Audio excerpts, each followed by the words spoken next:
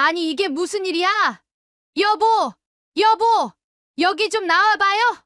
찬바람이 창틀을 울리던 봄날 저녁. 찢어진 입술, 흐트러진 머리카락, 문턱을 막 넘은 그녀의 몰골에 어머니가 눈을 의심했습니다.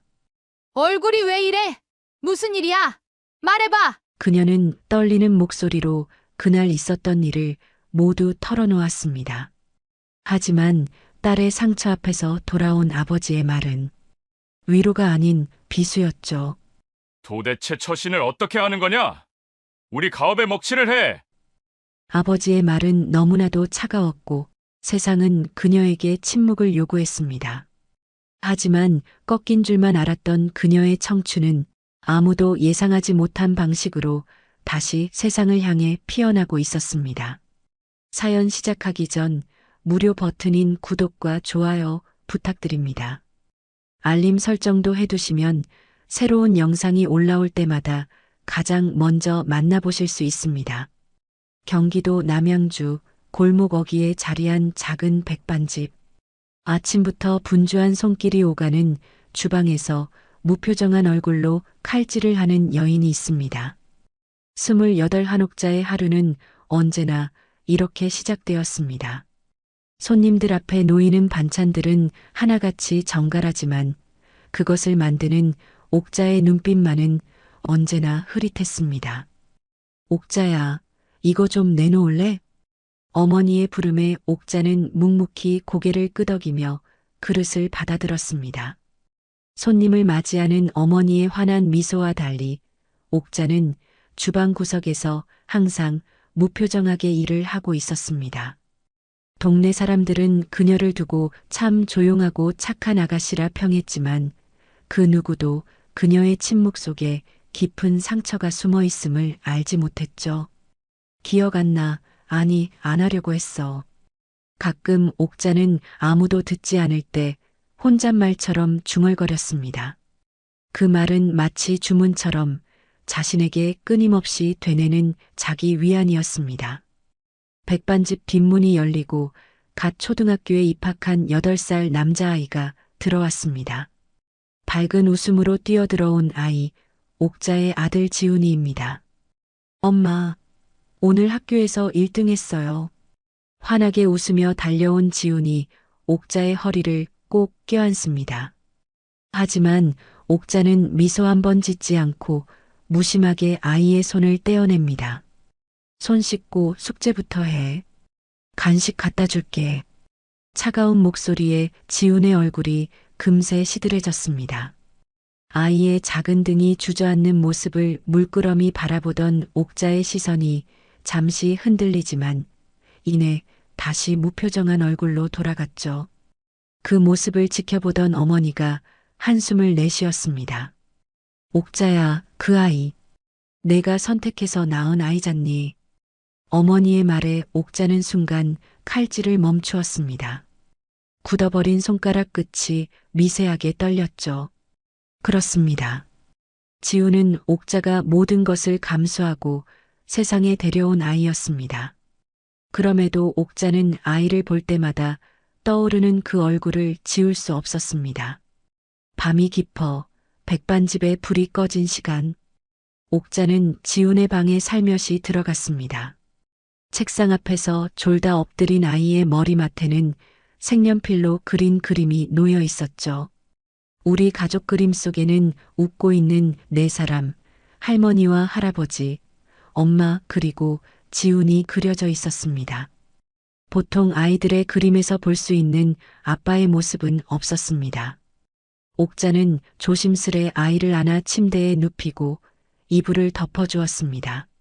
잠든 아이의 얼굴을 바라보던 옥자의 표정이 순간 무너졌습니다.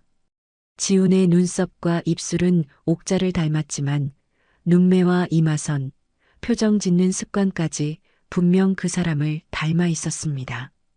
옥자는 아이의 머리를 쓰다듬다가 순간 손을 멈추었습니다. 그리고 빠르게 방을 나섰습니다. 기억하지 말자. 기억하면 못 살아. 어둠 속에서 옥자는 다시 자신에게 속삭였습니다. 머리맡에 두었던 달력을 바라보았습니다. 1993년 5월 지훈이 초등학교에 입학한 지 2달째 되는 날이었습니다. 시간은 흘러갔는데 옥자의 마음속 시계는 여전히 8년 전 그날에 멈춰 있었죠. 1984년 강원도의 작은 시골 마을. 봄날의 기운이 완연한 4월의 어느 날이었습니다. 22살의 옥자는 아버지가 운영하는 기와 공장에서 격리로 일하며 바쁜 나날을 보내고 있었습니다. 동네에서는 인사성 바르고 밝은 아가씨로 통했죠. 늘 환한 미소로 공장 직원들과 인사를 나누던 모습이 공장 사람들에게는 익숙한 풍경이었습니다. 옥자 아가씨, 오늘도 일찍 나왔네. 아버지 회사 잘 돕고 있어? 지나가던 이웃 할머니의 인사에 옥자는 공손히 고개를 숙이며 웃음을 지었습니다. 네, 할머니, 재밌게 일하고 있어요. 그렇게 옥자의 하루는 평온했습니다. 마을 사람들과 정겹게 인사를 나누고 공장에서 열심히 일하는 평범한 나날이었습니다. 그 평온한 일상에 작은 물결이 일기 시작한 것은 이웃이었던 김창수가 아버지의 기와 공장에 취직하면서부터였습니다. 옥자 씨, 이제 같은 회사 동료네요. 잘 부탁합니다. 옥자보다 3살 많은 김창수는 깔끔한 외모에 말투도 부드러웠습니다. 처음엔 공장 안에서 서로 마주칠 때마다 가볍게 인사를 나누는 사이였습니다. 하지만 점차 김창수는 서류를 전달하거나 격리실에 들를 일이 있을 때마다 옥자와 대화를 나누려 했습니다. 옥자 씨, 퇴근하고 저녁이나 같이 먹을까요? 맛있는 국수집이 생겼더라고요. 그날은 옥자가 월말 마감을 하느라 늦게 퇴근하는 날이었습니다. 김창수의 제안에 옥자는 선뜻 대답하지 못했습니다. 그때까지만 해도 옥자는 그저 동네 오빠처럼 편하게 대하던 관계였기 때문이었죠. 죄송해요. 오늘은 일이 많아서요. 다음에요. 그런 날이 몇 번 더 있었습니다. 그러던 어느 날 김창수의 행동이 조금씩 달라졌습니다. 서류를 건네며 옥자의 손을 스치듯 만지거나 어깨나 등을 무심코 지나가듯 건드리는 일이 잦아졌습니다. 처음에는 실수라고 생각했습니다. 하지만 그런 접촉이 반복되자 옥자는 불편함을 느꼈습니다. 창수 씨, 이런 식으로 몸 닿는 거 불편해요. 솔직하게 말했지만 김창수는 웃으며 넘겼습니다. 미안해요. 실수였어요. 조심할게요. 그날로부터 며칠이 지난 어느 오후 공장 사무실은 일찍 문을 닫았습니다. 옥자는 마지막까지 홀로 남아 장부 정리를 마치고 있었습니다. 그때 김창수가 문을 열고 들어왔습니다. 아직 일하고 있었네요. 도와드릴까요? 아니에요. 거의 다 끝났어요. 먼저 가세요. 옥자는 얼른 가방을 챙기려 했지만 김창수는 자리를 떠나지 않았습니다. 그리고 그의 손이 다시 옥자의 어깨에 닿았습니다. 이번에는 스치듯이 아니었습니다. 좀 그만해요. 불편하다고 말했잖아요. 더 이상 참을 수 없었던 옥자는 자리에서 일어나 창수에게 화를 내듯 불편함을 분명히 전달했습니다. 이제 그만해요. 정말 싫어요. 그 말에 김창수의 표정이 일그러졌습니다. 갑자기 그의 손이 옥자의 팔을 세게 움켜쥐었습니다. 너도 나 좋아하는 거 아니었어? 매일 날 보고 웃으면서 유혹했잖아. 무슨 소리예요? 이거 나요. 옥자가 소리쳤지만 김창수의 소나기는 더욱 강해졌습니다. 옥자는 몸부림치며 벗어나려 했지만 김창수의 힘을 당해낼 수 없었죠. 그리고 그는 폭력을 가했고 남은 건 끔찍한 침묵과 어둠뿐이었습니다. 정신을 차렸을 때 옥자는 바닥에 쓰러져 있었습니다. 옷은 흐트러져 있었고 입술은 피가 맺혀 있었습니다. 그녀는 천천히 그러나 떨리는 손으로 자신의 옷을 정리했습니다. 고통스러운 몸을 이끌고 집으로 향했습니다. 현관문을 열고 들어서자 부엌에서 저녁을 준비하던 어머니가 옥자를 발견했습니다. 옥자야, 이게 무슨 일이니? 찢어진 입술과 흐트러진 모습을 본 어머니는 놀라 달려왔습니다. 옥자의 아버지도 급히 방에서 나왔습니다. 누가 이런 짓을 했어? 말해봐. 옥자는 떨리는 목소리로 조금 전 있었던 일을 모두 털어놓았습니다. 김창수가 자신을 어떻게 대했는지, 그리고 그가 어떤 끔찍한 짓을 했는지. 하지만 옥자의 고백을 들은 아버지의 반응은 예상과 달랐습니다. 내가 처신을 잘했어야지. 어떻게 남자랑 단둘이 그런 곳에 있을 수가 있어. 아버지, 이 일이 소문나면 우리 기와 공장은 망한다. 알겠니? 아무에게도 말하지 마라. 가업의 명예가 중요했던 아버지는 사건의 진실보다 소문을 감추는데 급급했습니다. 1980년대 그 시절 사회는 피해자의 고통보다 체면이 먼저였습니다.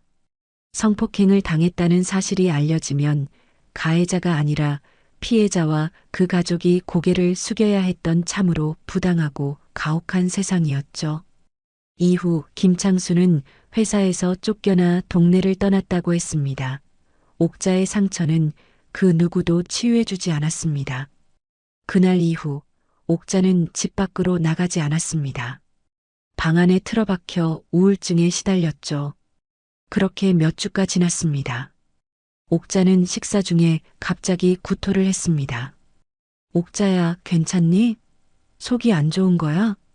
어머니의 물음에 옥자는 대답하지 못했습니다. 다음 날도 그 다음 날도 식사 때마다 구토가 반복되었습니다. 결국 이상한 낌새에 어머니는 옥자를 병원으로 데려갔죠. 축하합니다. 임신 6주 차입니다. 의사의 말은 마치 형벌처럼 그녀의 귀에 박혔습니다. 옥자는 숨이 막혔고 어지러웠습니다.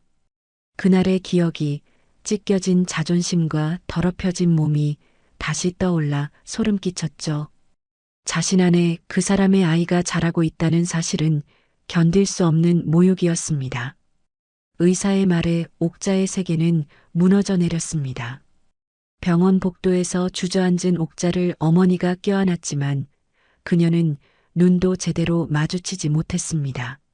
어떡하니, 우리 딸. 그 어떤 말조차 그녀에겐 위로가 되지 않았습니다. 온몸이 더러워진 듯했고 세상이 자신을 벌거벗겨 세워놓은 것만 같았습니다. 낙태해야겠어요. 다음 주에 수술 잡아달라고 해주세요. 옥자의 목소리는 차가웠습니다. 그 어떤 감정도 담겨있지 않은 죽은 목소리였습니다. 그녀의 눈동자엔 아무런 빛도 감정도 없었습니다. 모든 것을 포기한 사람처럼 그냥 끝내고 싶다는 듯이 보였죠. 그리고 수술 당일, 차가운 병원 침대 위, 희미한 형광등 아래, 옥자는 마취 주사를 기다리며 천장을 멍하니 바라보고 있었습니다. 그 순간 의사가 조용히 말했습니다. 한번 들어보세요. 아직 작지만 분명한 심장 소리예요. 의사가 들려준 태아의 심장 소리는 너무 작고 여렸지만 병실 가득 울려 퍼지는 두근, 두근 소리는 옥자의 가슴을 찔렀습니다. 세상에 태어나지도 않은 작은 생명이 살아 있었습니다. 그 소리는 마치 엄마 나 여기 있어라고 말하는 듯 했습니다. 옥자의 눈에서 뜨거운 눈물이 흘러내렸습니다. 입술을 꾹 다물었지만 흐느낌은 막을 수 없었습니다. 결국 그녀는 떨리는 손으로 배를 감싸 안으며 속삭였습니다. 저 못하겠어요. 수술 못해요. 그렇게 옥자는 수술실 밖을 나갔습니다. 병실 복도에서 옥자를 기다리던 어머니에게 옥자는 말했죠. 엄마 저 이 아이 못 지우겠어요. 그런 딸이 안쓰러웠던 어머니는 울먹이며 말했습니다. 옥자야, 이 아이가 자라면 아이의 애비 얼굴이 떠오를 텐데 그 고통을 넌 감당할 수 있겠니? 옥자는 천천히 어머니를 바라보았습니다. 눈물로 얼룩진 얼굴이었지만 그 눈동자엔 분명한 의지가 담겨 있었습니다. 그 사람은 괴물이지만 이 아이는 죄가 없어요. 저는 아직 살아 있어요. 이 아이도 살아야 해요. 그렇게 옥자는 김창수의 아이를 낳기로 결심했습니다. 하지만 그 선택은 곧 잔혹한 현실과 마주하게 만들었죠. 당시만 해도 미혼 여성이 아이를 낳는다는 건 용납되지 않는 일이었습니다. 특히나 작은 시골 마을에선 더더욱 그랬죠. 소문은 전염병처럼 퍼져나갔고 사람들은 그녀의 이름을 수군거리기 시작했습니다. 아이 아빠는 누구야? 결혼도 안 했다면서? 처신을 어떻게 했길래 젊은 처자가 애를 가져? 동정은커녕 쏟아지는 건 끝없는 비난과 멸시뿐이었습니다. 그 무렵 아버지의 기와 공장도 점점 경영난에 빠져들고 있었습니다. 동네 사람들의 수군거림은 날이 갈수록 거세졌습니다. 딸이 미혼모라지? 기와 공장도 망하게 생겼다던데 집안이 풍비박산이겠구먼. 그들의 눈초리는 말보다 더 차가웠고 그 시선은 마치 비수처럼 가족의 가슴 깊숙이 파고들었습니다.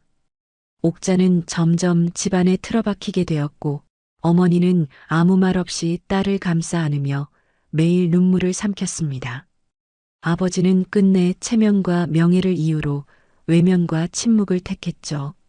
내 불결한 처신 때문에 회사 명예가 떨어졌고 결국 이 지경이 된 거야. 아버지의 목소리는 점점 날이 섰고 폭언은 매일같이 이어졌습니다. 결국 가업이던 기와 공장은 매각되었고 가족은 모든 걸 뒤로한 채 연고 하나 없는 경기도 남양주로 이사를 떠나야 했습니다. 그렇게 옥자는 낯선 땅, 낯선 삶 속에서 자신의 고통을 온전히 혼자 감당해야 하는 새로운 시간을 마주하게 되었습니다. 경기도 남양주의 작은 동네. 옥자의 가족은 강원도에서 떠나온 후 이곳에 작은 백반집을 차렸습니다. 낯선 곳에서의 시작은 쉽지 않았지만 음식 솜씨가 좋았던 어머니의 손맛은 금세 입소문을 타기 시작했습니다. 점심시간이면 인근 공장의 직원들이 들락거렸고 저녁이면 동네 주민들로 백반집은 문전성시를 이루었습니다. 이모님, 이 김치찌개 어떻게 만드는 거예요? 진짜 이 맛은 저의 어머니도 흉내 못 내는 맛이에요. 손님들의 칭찬에 옥자의 어머니는 환한 웃음으로 대답했습니다. 비법은 정성이지. 오래 끓이고 맛있는 재료 써야 해요. 그런 어머니와 달리 옥자는 주로 주방에서만 일했습니다. 사람들과 마주하는 것이 불편해졌기 때문이었죠. 음식을 만들거나 설거지를 도맡아 하는 일이 옥자에게는 가장 편안했습니다. 눈길을 피하고 말수를 줄이고 그렇게 하루하루를 버텼습니다.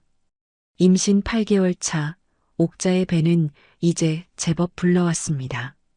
어머니는 주방 일을 시키지 않으려 했지만 옥자는 오히려 그 시간이 있어야 미쳐버리지 않을 것 같았습니다.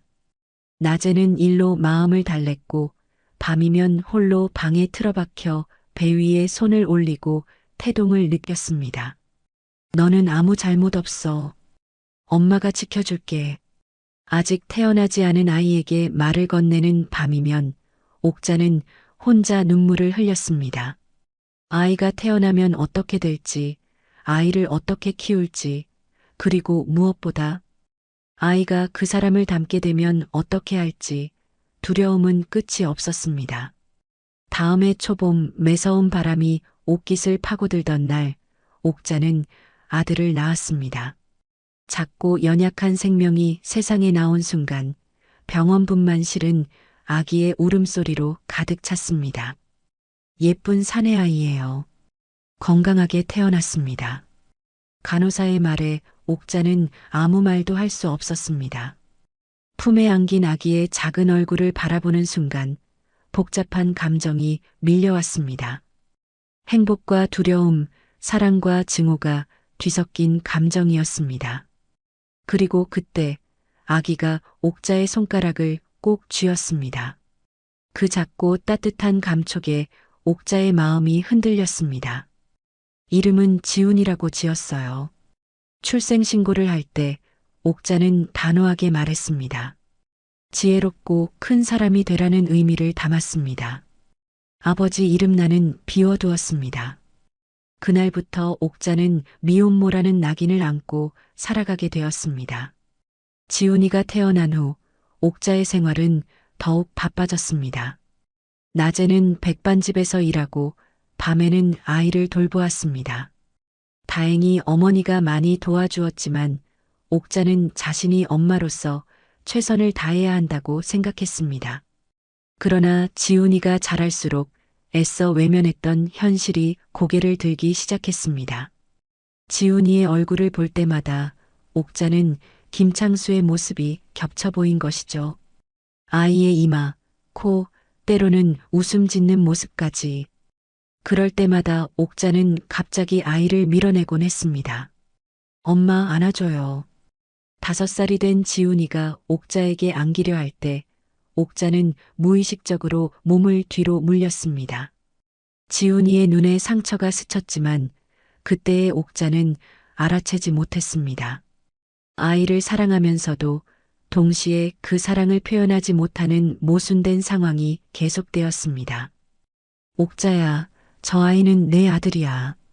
창수의 아들이 아니라. 어머니의 충고에도 옥자는 쉽게 변하지 못했습니다.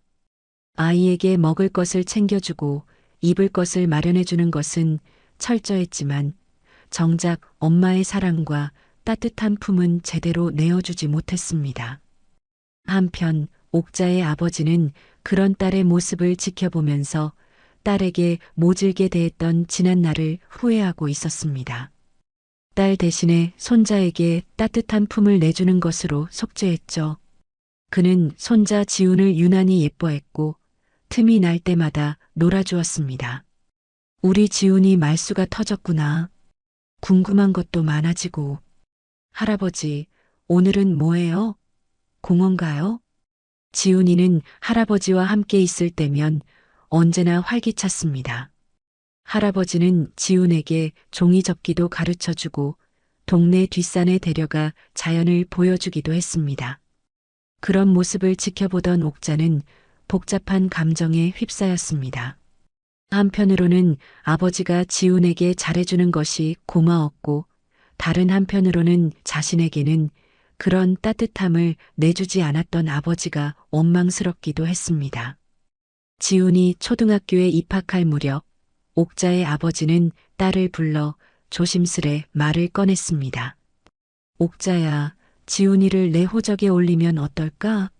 내가 새 출발을 할 수 있게 말이야. 내 얼굴에서 문득문득 어두운 그림자가 스칠 때마다 이예비는 가슴이 찢어진다. 그날 너를 감싸 안아주지 못한 게 평생 마음에 걸려. 정말 미안하다. 내 무지함이 너를 얼마나 외롭게 했는지 이제야 안다. 이제라도 아버지로서 내가 다시 숨 쉴 수 있게 해주고 싶구나. 아버지의 진심 어린 제안에 옥자의 눈가엔 눈물이 맺혔습니다. 그 말은 한편으론 자신을 짓누르던 무게에서 벗어날 수 있는 기회처럼 느껴졌습니다.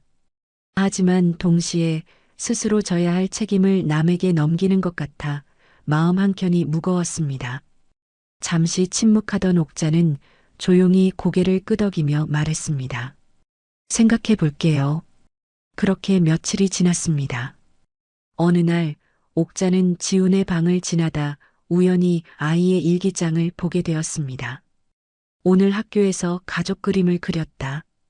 다른 친구들은 모두 아빠, 엄마, 나를 그렸는데 나는 할머니, 할아버지, 엄마, 나를 그렸다. 선생님이 아빠는 어디 계시냐고 물었다. 아빠는 하늘나라에 계신다고 말했다. 그 글을 읽은 옥자의 눈에서 눈물이 흘러내렸습니다.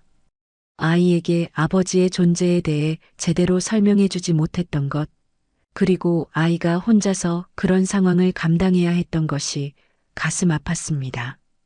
그날 밤 옥자는 잠든 지훈의 방에 들어가 조용히 아이의 머리를 쓰다듬었습니다.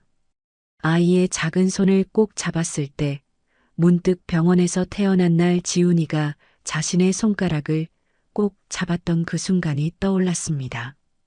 그때도 지금도 이 아이는 자신의 아들이었습니다. 창수의 피가 흐른다 해도 지훈은 옥자가 선택하고 품에 안은 생명이었습니다. 며칠 후 어버이날이었습니다. 학교에서 돌아온 지훈은 조심스레 옥자에게 다가왔습니다. 엄마, 이거 제가 만들었어요. 지훈의 손에는 빨간 종이로 만든 카네이션과 작은 편지가 들려 있었습니다. 떨리는 손으로 편지를 펼쳐본 옥자는 아이의 고사리 같은 손으로 빼곡히 적힌 글씨를 보았습니다. 엄마, 저를 낳아주셔서 감사합니다. 앞으로 엄마한테 더 예쁨 받는 지훈이가 될게요. 그 순간 옥자의 가슴이 미어졌습니다. 더 예쁨 받는 지훈이. 그 말은 지금까지 자신이 아이에게 충분한 사랑을 주지 못했다는 반증이었습니다. 자신이 보여준 차가운 행동들이 지훈에게 얼마나 큰 상처를 주었을지 그제야 깨달았습니다. 지훈아, 엄마가 미안해. 옥자는 아이를 꼭 안아주었습니다. 처음으로 진심을 담아 안아준 것 같았습니다. 지훈의 작은 몸이 옥자의 품 안에서 떨렸습니다. 그날 밤 옥자는 잠든 지훈의 방에 들어갔습니다. 아이의 이마에 가볍게 입을 맞추자 잠에서 깬 지훈이 눈을 비비며 물었습니다. 엄마, 나는 나쁜 아이야? 그 말에 옥자의 마음이 산산조각 났습니다. 자신이 이 아이에게 어떤 상처를 주었는지 감히 상상도 못할 아픔을 주었다는 죄책감이 밀려왔습니다. 아니야, 지훈아. 넌 세상에서 가장 소중하고 착한 아이야.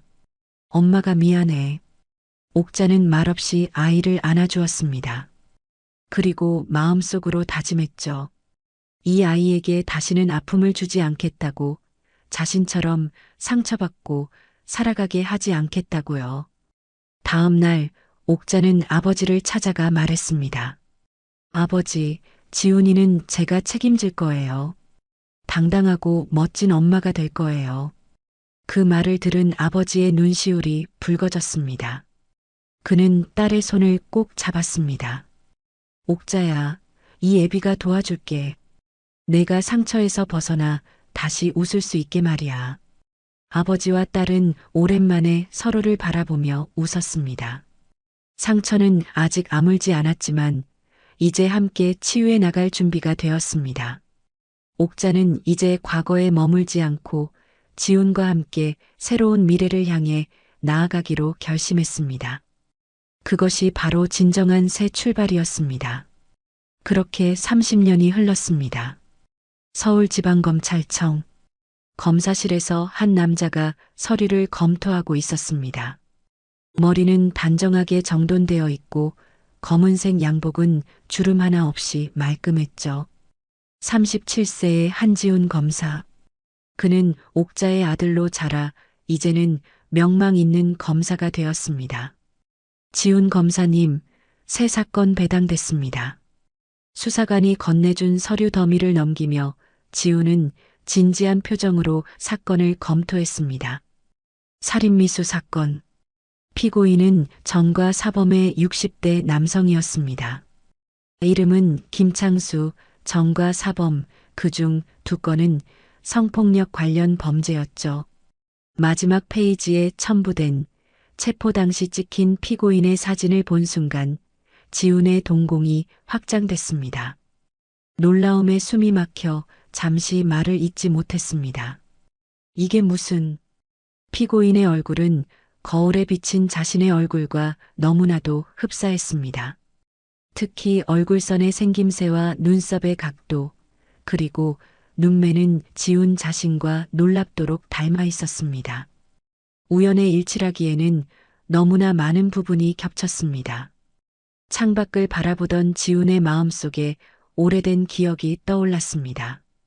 초등학교 시절 가족관계도를 그리는 숙제가 있었을 때 아버지 칸을 어떻게 채워야 할지 몰라 망설이던 순간, 그때 어머니는 아버지는 내가 태어나기 전에 교통사고로 돌아가셨어라고 말했습니다. 그 이후로 아버지에 대해 더 자세히 물어보지 않았던 지훈이었습니다.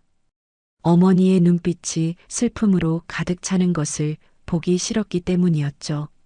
지훈은 사진을 다시 한번 들여다봤습니다. 마치 시간을 뛰어넘어 30년 후에 자신을 보는 것 같은 기분이었습니다. 심장이 빠르게 뛰기 시작했습니다. 김창수, 강원도 평창군 미탄면 출신. 옥자의 고향 역시 강원도 평창의 미탄면이었습니다. 우연의 일치일까요? 지훈은 의심을 떨쳐버릴 수 없었습니다. 그는 책상 서랍에서 자신의 가족 사진을 꺼냈습니다.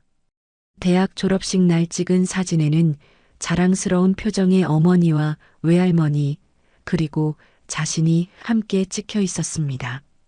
사진 속 자신의 얼굴과 피고인의 얼굴을 번갈아 보며 지훈은 점점 더 의문이 깊어졌습니다. 오늘 저녁에 어머니 댁에 들러봐야겠군. 퇴근 후 지훈은 남양주에 있는 어머니의 집을 찾았습니다. 백반집은 여전히 운영 중이었고 저녁 손님들이 막 식사를 마치고 나가는 시간이었습니다. 옥자는 주방에서 정리를 하고 있었습니다. 지훈아, 무슨 일이니? 갑자기 연락도 없이. 문을 열고 들어서는 아들을 보며 옥자가 반갑게 맞았습니다. 50대 중반을 훌쩍 넘긴 옥자의 얼굴에는 세월의 흔적이 깊게 패여 있었지만 여전히 아름다운 눈빛을 간직하고 있었습니다. 어머니, 놀래켜 드리려고요. 지훈은 준비해온 과일 상자를 내려놓으며 말했습니다. 식탁에 앉은 두 사람은 잠시 일상적인 대화를 나누었습니다. 어머니의 건강, 백반집 운영 이야기, 지훈의 직장 이야기 등.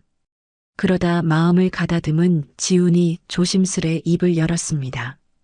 어머니, 제 아버지에 대해 물어봐도 될까요? 순간 옥자의 손이 잠시 멈칫했습니다. 차를 따르던 그녀의 눈빛이 흔들렸습니다.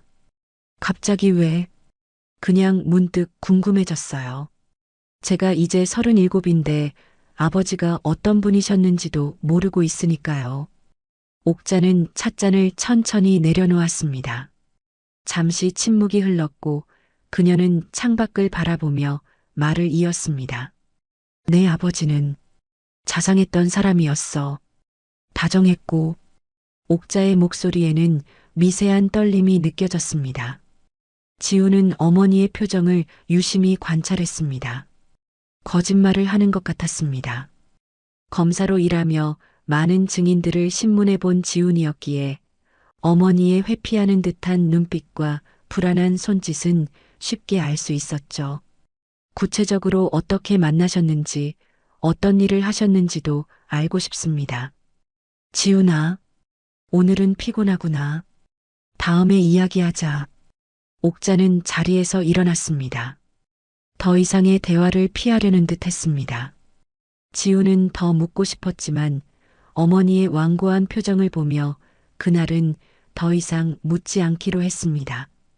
검찰청으로 돌아온 지훈은 며칠 동안 김창수의 배경을 철저히 조사했습니다. 강원도 평창에서의 행적, 직업 이력, 전과 기록 등을 샅샅이 뒤졌습니다. 그리고 놀라운 사실을 발견했습니다. 김창수는 30여 년 전 자신의 외할아버지가 운영했던 기와 공장에서 일한 적이 있었던 것입니다. 설마. 지훈의 가슴이 빠르게 뛰었습니다. 김창수가 어머니의 고향 출신의 과거 자신의 외할아버지 기와 공장에서 일했던 것까지. 혹시 김창수에 대한 정보를 더 알 수 있지 않을까 생각한 지훈은 다시 어머니를 찾아가기로 결심했습니다. 지훈은 김창수의 사진을 챙겨 바로 옥자에게 갔죠. 저녁 무렵 백반집을 막 닫으려던 옥자에게 지훈이 다가갔습니다. 어머니, 지훈이니? 아니, 요새 서프라이즈가 잦네. 미리 연락 좀 하고 오지. 엄마가 맛있는 거라도 해놓게. 어머니께 급하게 여쭤볼 게 있어서요. 급하게? 지우는 가방에서 사진 한 장을 꺼냈습니다. 그리고 조심스럽게 어머니 앞에 내밀었습니다. 어머니, 이 사람 아세요? 옥자는 사진을 받아들었습니다. 그 순간 옥자의 표정이 순식간에 변했습니다. 얼굴이 창백하게 변하며 손에 들고 있던 사진이 바닥으로 떨어졌습니다. 이 사람, 옥자의 몸이 격렬하게 떨리기 시작했습니다. 이내 그녀는 바닥에 주저앉았고 가슴을 움켜쥐며 숨을 헐떡이기 시작했죠. 어머니, 괜찮으세요? 지훈이 옥자를 붙잡았지만 그녀의 몸은 이미 경직되어 있었습니다. 눈은 공포로 가득 차 있었죠. 어머니, 정신 차리세요. 옥자는 경기를 일으키며 의식을 잃었습니다. 지훈은 급히 구급차를 불렀고 옥자는 응급실로 실려갔습니다. 그렇게 옥자는 병실에서 안정을 취하고 있었습니다. 의사는 심한 정신적 충격으로 인한 발작이라 진단했고 당분간 조용히 휴식을 취해야 한다고 말했습니다. 지훈의 손에는 여전히 김창수의 사진이 들려 있었습니다. 그 사진 한 장이 어머니에게 이토록 큰 충격을 줄 줄은 상상도 못했습니다. 피곤한 얼굴로 창밖을 바라보던 지훈의 귓가에 익숙한 목소리가 들렸습니다. 지훈아. 외할머니가 급히 병원 복도를 걸어왔습니다. 지훈이 전화를 걸어 상황을 설명했던 것입니다. 외할머니의 얼굴은 창백했고 눈가에는 근심이 가득했습니다. 할머니, 오셨군요. 지훈이 일어나 외할머니를 맞이했습니다. 외할머니는 지훈의 손을 꼭 잡고 옥자의 상태를 물었습니다. 의사 선생님 말씀으로는 큰 문제는 없다고 하셨어요. 하지만 심한 정신적 충격을 받아서 당분간 안정이 필요하대요. 외할머니는 한숨을 내쉬었습니다. 그녀의 눈가에 주름이 더 깊게 패인 것 같았습니다. 지금 들어가 볼 수 있니? 네, 잠깐 볼 수 있다고 하셨어요. 두 사람은 조용히 병실로 들어갔습니다. 침대에 누워있는 옥자는 창백한 얼굴로 잠들어 있었습니다. 외할머니는 딸의 손을 잡고 눈물을 흘렸습니다. 우리 옥자야. 평생 넘어지지 않으려고 얼마나 애썼는데. 지우는 침대 반대편에 서서 어머니를 지켜보았습니다. 그리고 조심스럽게 외할머니에게 물었습니다. 할머니, 이제는 모든 것을 알고 싶습니다. 김창수는 누구인가요? 그 사람이 어머니에게 무슨 일을 했던 거죠? 외할머니는 딸의 손을 더욱 꼭 쥐었습니다. 그리고 깊은 숨을 들이마신 후 입을 열었습니다. 내 아버지 이름은 김창수였어. 그 순간 지훈의 심장이 멈추는 듯 했습니다. 귀에서 윙윙거리는 소리가 들렸고 숨이 턱 막혔습니다. 앞서 의심했던 바가 현실이 되어버린 충격에 그는 잠시 말을 잇지 못했습니다. 창수, 그놈이 내 엄마를. 그날 이후로 우리 집은 무너졌단다. 외할머니의 목소리는 떨렸고 눈에는 오래된 분노와 슬픔이 서려 있었습니다. 지우는 주머니에서 김창수의 사진을 꺼내 할머니께 다시 보여드렸습니다. 이 사람이 맞나요? 외할머니는 사진을 보는 순간 얼굴을 일그러뜨렸습니다. 그래, 맞아. 이 사람이야. 우리 집 이웃에 살고 있었어. 내 할아버지 기와 공장에서 직원으로 일하고 있었지. 지우는 그제야 모든 퍼즐을 맞춘 듯 했습니다. 피고인 김창수는 자신의 친부였습니다. 그것도 어머니를 성폭행한 가해자였습니다.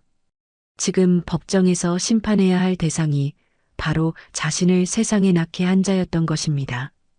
병실 안은 무거운 침묵에 휩싸였습니다. 창밖으로는 비가 내리기 시작했고 빗방울이 유리창을 타고 흘러내렸습니다.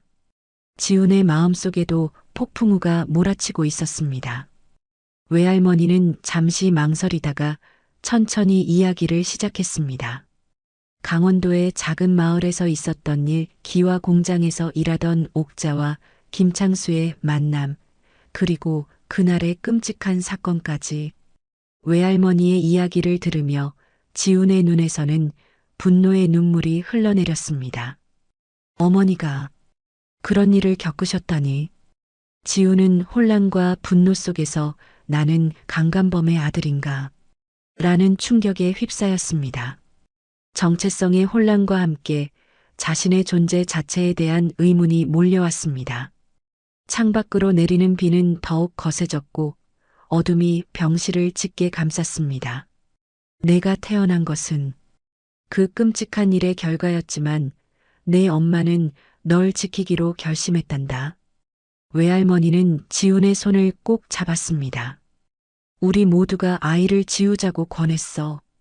하지만 옥자는 이 아이는 아무 죄 없다며 끝까지 널 지키려 했지. 그리고 미혼모라는 어려운 길을 선택했단다. 지훈은 그제야 어머니가 자신이 어렸을 적 자신에게 보였던 복잡한 감정들을 이해할 수 있었습니다. 때로는 거리를 두고 때로는 지나치게 엄격했던 이유가 바로 이것이었던 것입니다. 자신의 얼굴에서 김창수의 그림자를 보았을 테니까요. 엄마. 지훈은 그날 밤 한없이 눈물을 흘렸습니다. 자신이 더 이상 온전한 존재가 아닌 것 같은 절망감에 사로잡혔습니다. 누군가를 심판하기 위해 법을 공부했지만 정작 심판대에 세워야 할 사람이 자신의 아버지였고 자신의 존재가 그 상처의 산물이라는 사실은 견딜 수 없는 역설이었습니다. 다음 날 지훈은 안정을 되찾은 옥자에게 출생의 비밀을 알게 되었다는 사실을 털어놓았습니다. 혼란스러운 감정을 추스르고 이제는 어머니와 제대로 마주해야 했죠. 미안하구나.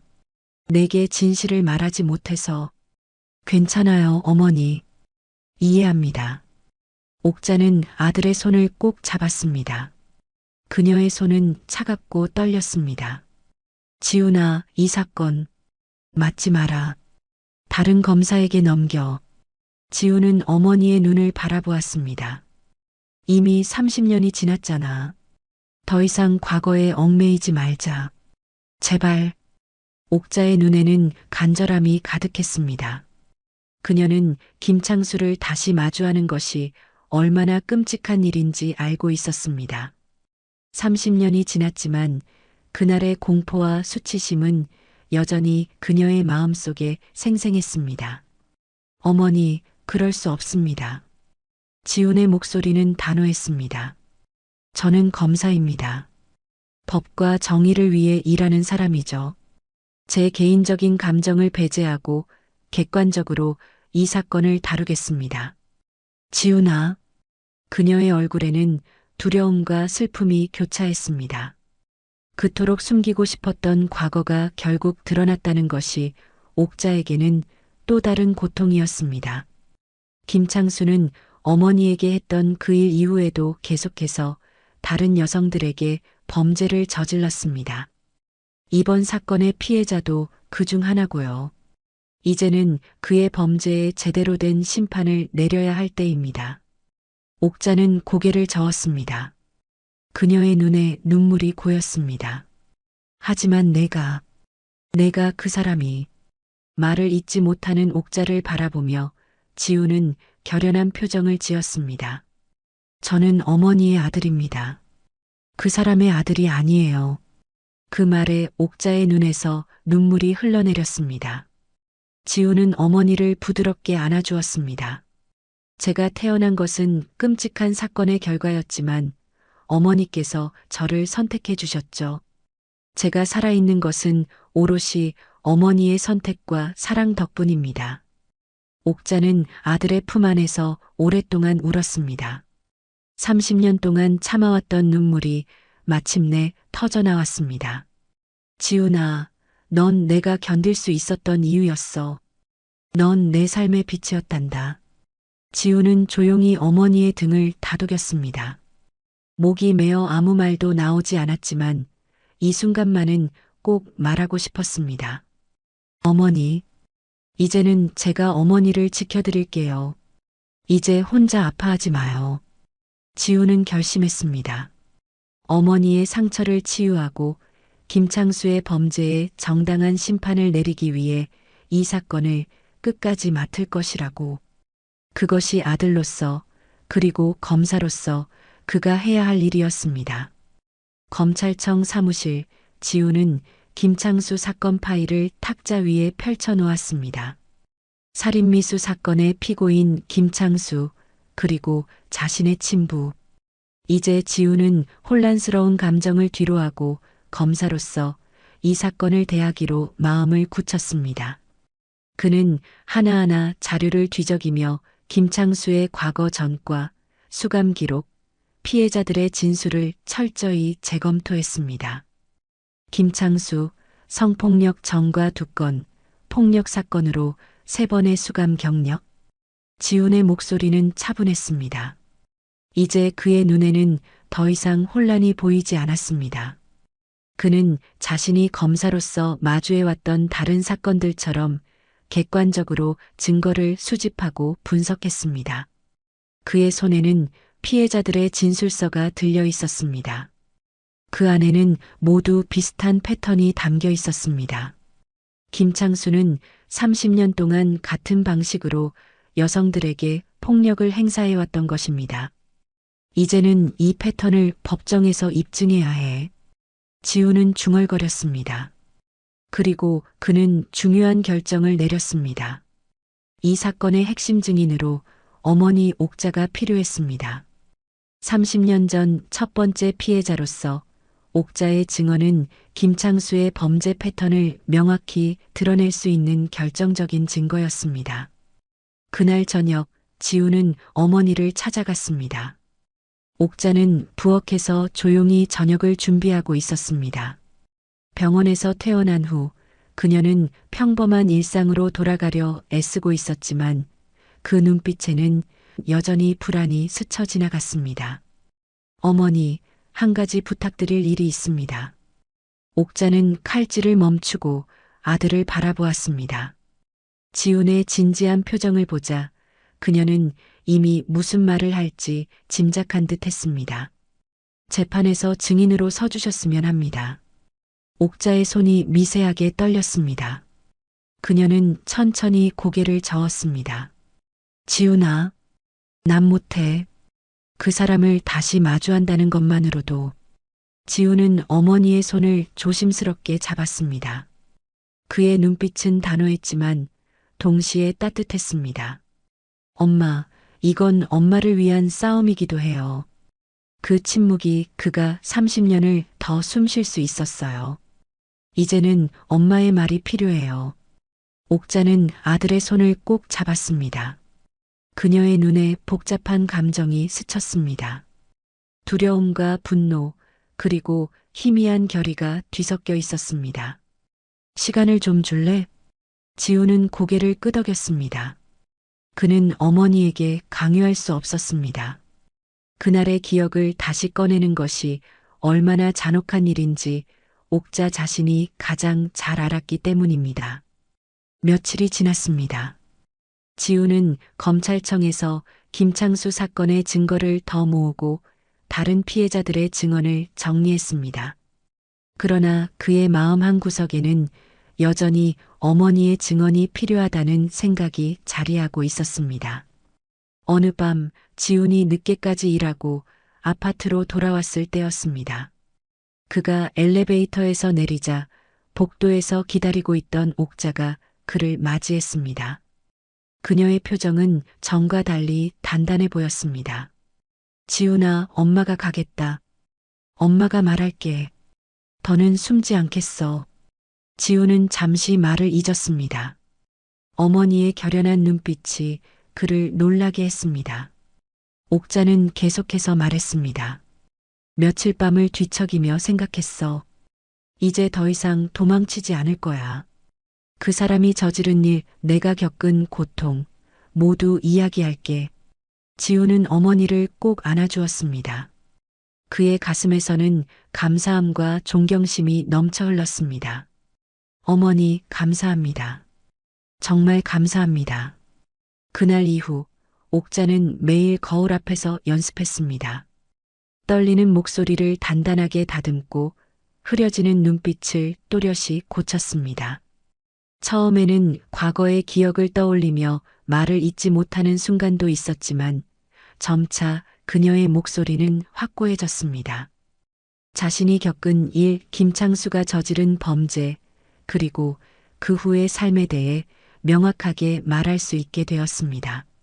지우는 옆에서 어머니를 도왔습니다. 법정에서 마주하게 될 질문들을 예상하고 그에 대한 대답을 연습하도록 안내했습니다. 그들은 함께 증언의 순서를 정리하고 중요한 사실들을 짚어나갔습니다. 거울 앞에서 증언 연습을 하는 딸을 바라보던 그녀의 어머니의 눈에 눈물이 고였습니다. 그녀는 조용히 옥자의 어깨에 손을 얹었습니다. 옥자야. 옥자는 거울에 비친 어머니의 모습을 바라보았습니다.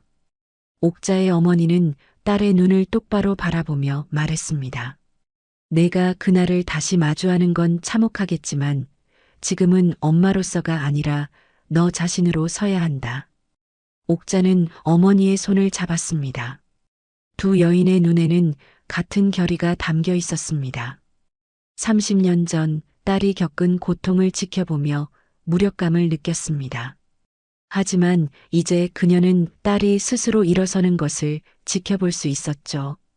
알아요, 엄마. 이제는 제가 할 차례예요.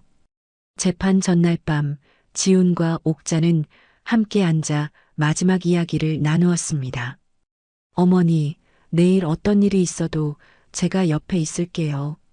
옥자는 고개를 끄덕였습니다. 그녀의 눈에는 두려움 대신 확신이 담겨 있었습니다. 지훈아, 내가 30년 동안 묻어두었던 말을 드디어 할 수 있게 되었구나. 이제야 진정한 자유를 느끼는 것 같아. 지훈은 어머니의 손을 꼭 잡았습니다. 그들 앞에는 어려운 하루가 기다리고 있었지만 두 사람 모두 이제는 준비가 되어 있었습니다. 옥자는 더 이상 과거의 피해자가 아니었고 지훈은 더 이상 혼란스러운 아들이 아니었습니다. 그들은 각자의 방식으로 다시 일어선 것입니다. 드디어 재판 당일이 밝았습니다. 서울중앙지방법원 방청석에는 옥자와 그녀의 어머니가 앉아 있었고 지훈은 검사석에서 침착히 사건을 진행했습니다. 피고인 김창수, 살인미수 사건 재판을 시작하겠습니다.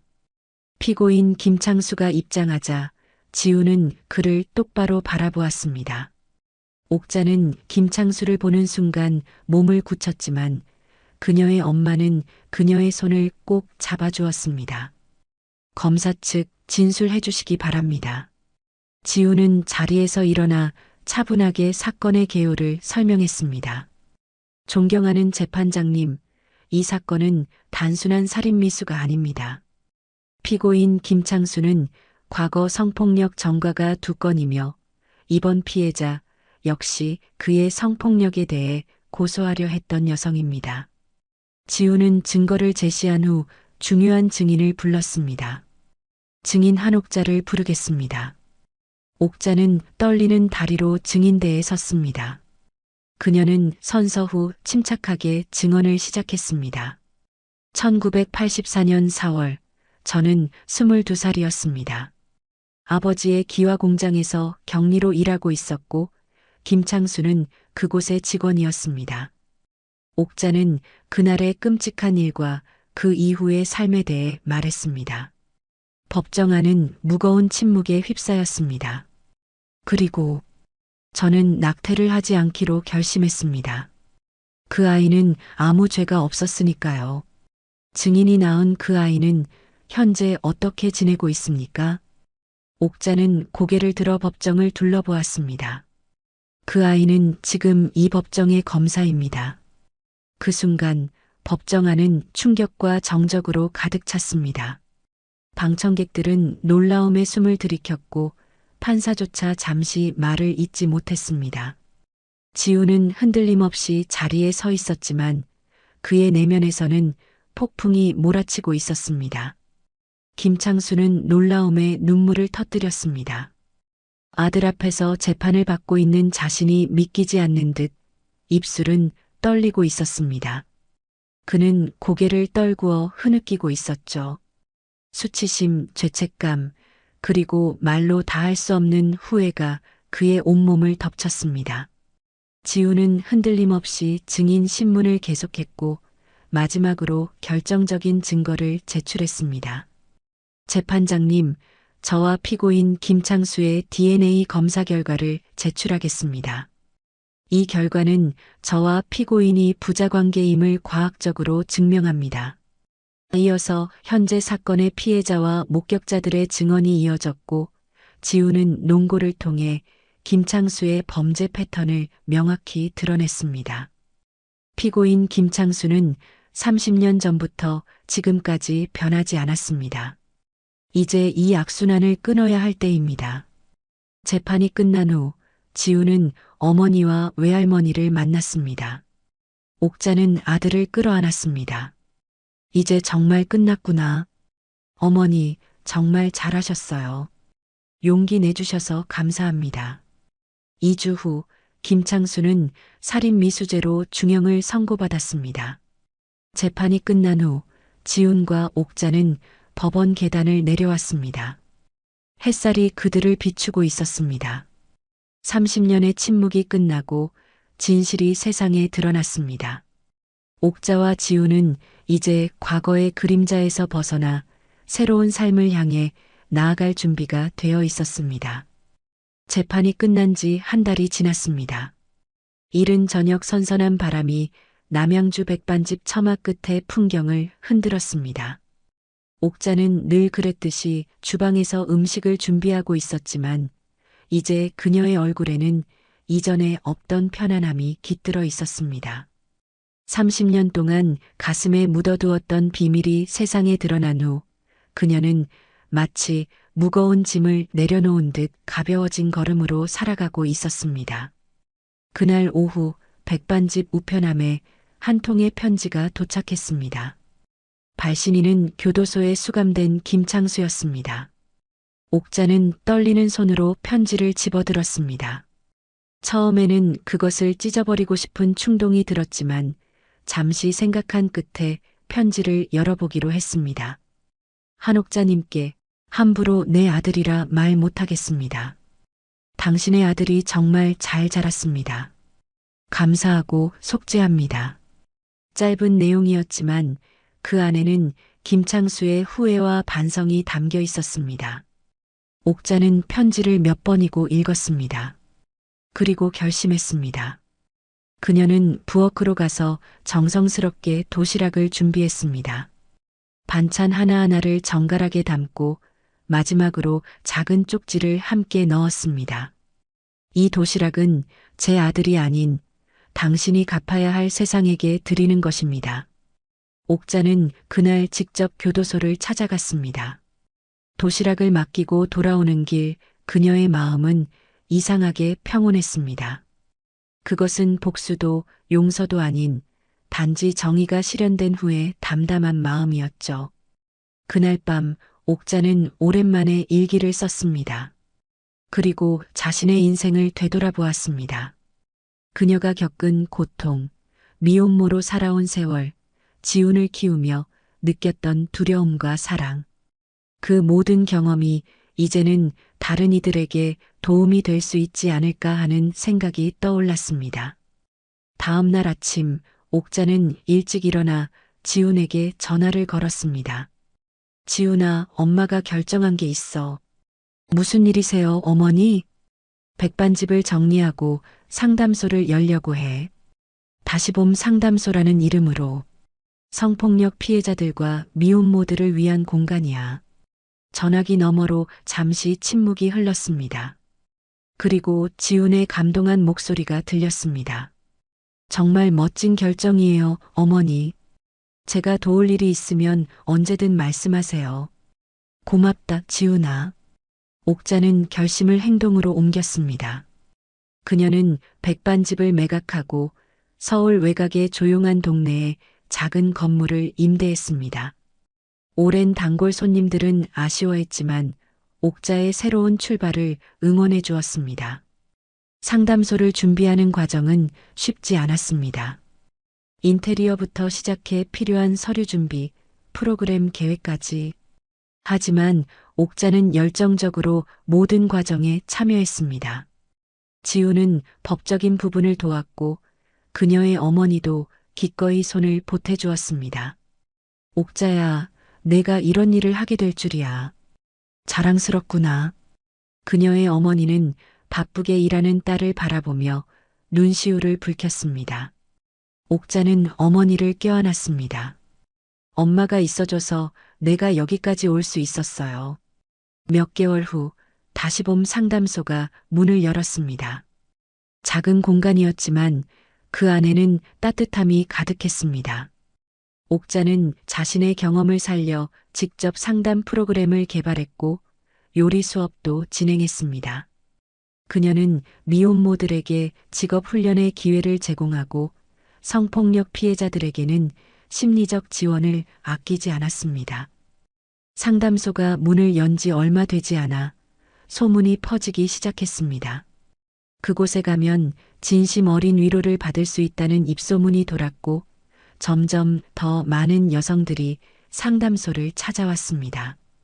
어느 날 한 어린 소녀가 상담소를 찾아왔습니다. 눈빛이 어두운 10살 남짓한 아이였습니다. 할머니, 여긴 왜 이름이 다시 봄이에요? 옥자는 아이의 옆에 앉아 미소를 지었습니다. 겨울이 아무리 길어도 봄은 다시 오거든 너에게도 반드시 따뜻한 날이 올 거야. 아이는 옥자의 말에 처음으로 미소를 지었습니다. 그 순간 옥자는 자신이 올바른 선택을 했다는 확신이 들었죠. 지훈도 틈틈이 상담소를 찾아왔습니다. 그는 검사로서의 경험을 살려 법률 상담을 해주었고 피해자들의 권리를 지키는데 힘썼습니다. 옥자는 아들이 자신의 일을 지지해주는 것에 깊은 감사를 느꼈습니다. 시간이 흘러 몇 년이 지났습니다. 상담소 한쪽 벽에는 액자가 걸려 있었습니다. 지훈이 검사복을 입고 옥자와 함께 찍은 사진이었습니다. 그 밑에는 옥자가 직접 쓴 붓글씨가 있었습니다. 상처로 태어난 삶도 누군가의 희망이 될 수 있다. 그 문장은 옥자의 삶을 가장 잘 표현하고 있었습니다. 비극적인 시작에서 출발했지만 그녀는 그 상처를 딛고 일어나 다른 이들에게 희망의 빛이 되었습니다. 오늘의 이야기 어떠셨나요? 무료인 구독과 알람 설정 잊지 마시고 여러분의 따뜻한 댓글 하나가 정말 큰 힘이 됩니다. 함께 해주셔서 진심으로 감사드립니다. 사연만사였습니다.